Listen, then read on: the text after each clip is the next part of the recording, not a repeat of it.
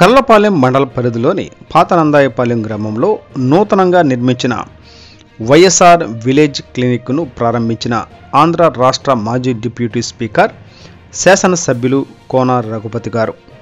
అనంతరం కీర్తిశేషులు వైఎస్ రాజశేఖర రెడ్డి గారి, కోన ప్రభాకర్ రావు గారి విగ్రహాలను ఆవిష్కరణ, వైఎస్ఆర్ ఇళ్ల స్థలాల పట్టాలను పంపిణీ చేయడం జరిగింది.